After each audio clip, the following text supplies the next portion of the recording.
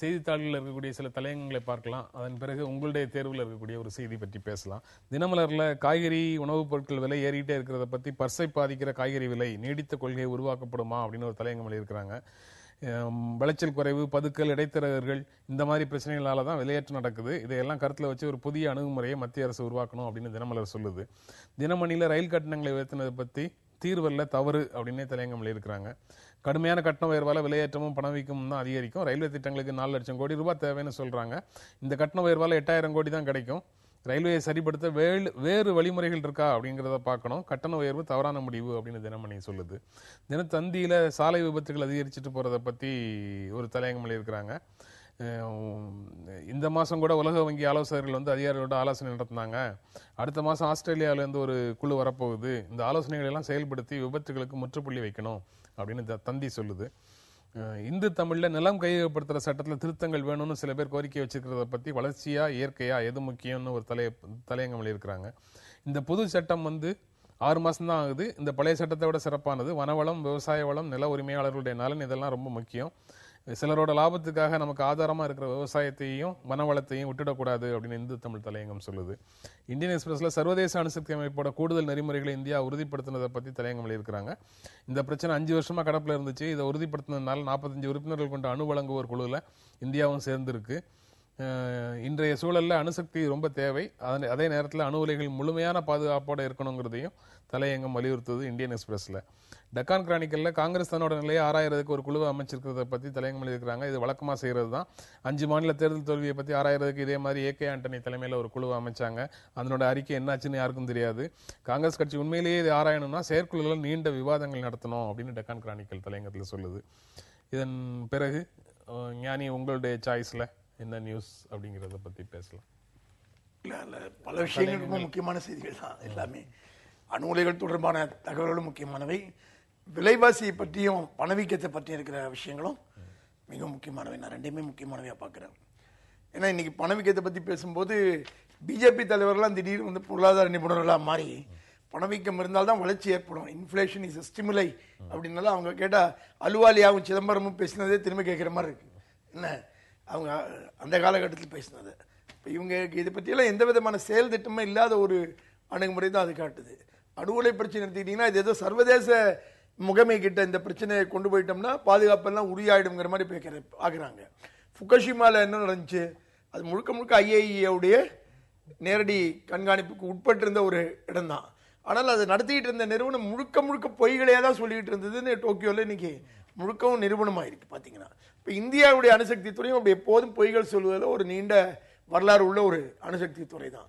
அப்போ ஐஏஇஏ கீழே வந்தாலும் கூட முழுக்க பாதுகாப்பு இருக்குங்கிறதுக்கு அணு உலைகளில் கூட எந்த விதமான உத்தரவாதமும் இல்லை. நீங்க எப்படி பார்க்குறீங்க? அதாவது இந்த அணு உலைகளை பொறுத்த வரைக்கும் மொத்தத்தில் இந்திய அரசினுடைய அணுசக்தி கொள்கையினுடைய ஒரு வெளிப்பாடு தான். இதில் மக்களுக்கு அளிக்கப்பட்ட வாக்குறுதிகள், ஹோமி பாபா காலத்தில் முதல் அணு உலையை தொடங்கும் போது இது அமைதி நோக்கங்களுக்காக மட்டுமே பயன்படும் என்று சொன்னதும், இந்திரா காந்தி காலத்தில் முதலாக அணுவெடி சோதனை நடத்த போது அது வந்து பீஸ்ஃபுல் டெஸ்ட்னு சொன்னதும், பின்னால் அதுவே அணுகுண்டு தயாரிப்புக்கான அடிப்படையாக மாறியது நமக்கு அனுபவம். அப்போ தங்களை ஒரு தெற்காசிய வல்லாதிக்கமாக நிலைநிறுத்தி கொள்ள வேண்டும் என்ற அந்த ஆவல் வாஜ்பாய் காலத்திலையும் பார்த்தோம், பிறகு மன்மோகன் சிங் காலத்திலையும் பார்த்தோம், இப்பயும் பார்த்தோம். அந்த முறையில் இந்த அணு உலை விரிவாக்க கொள்கை என்பது மக்களுடைய, அது வந்து அணுகுண்டு செஞ்சு அப்புறம் ஏற்படுற அழிவெல்லாம் பிறகு இருக்கட்டும். இப்போ சோவியத் யூனியன் வந்து ஒரு குண்டையும் வெடிக்கலை, ஆனால் அணுகுண்டு தான் அந்த சமூகத்துக்கே ஒரு பெரிய பாதிப்பை ஏற்படுத்தினுச்சு. வேறு வழிகளில் செய்ய வேண்டிய செலவுகள் அனைத்தும் ஆயுத செலவுக்கு போகிற பொழுது 2 விளைவுகள் ஏற்படுது. ஒன்று பொருளாதார இழப்பு ஏற்படுது, இன்னொன்று இந்த ஆயுத உற்பத்தி நிறுவனங்களுடைய கையில் அரசு போயிடுது. ஒரு மிலிட்ரி இண்டஸ்ட்ரியல் காம்ப்ளெக்ஸ், அது முதலாளித்துவ நாடாக இருந்தாலும் சரி, சோஷியலிஸ்ட் நாடாக இருந்தாலும் சரி, இந்த மிலிட்ரி இண்டஸ்ட்ரியல் காம்ப்ளெக்ஸ் பார்ட்டியை கண்ட்ரோல் பண்ணுது, எல்லாத்தையும் கண்ட்ரோல் பண்ணுது, ஜனநாயகம் இல்லாமல் போயிடுது. அப்போ ஒரு ஜனநாயக மறுப்பு போக்குக்கு இதெல்லாம் வழி செய்யும்.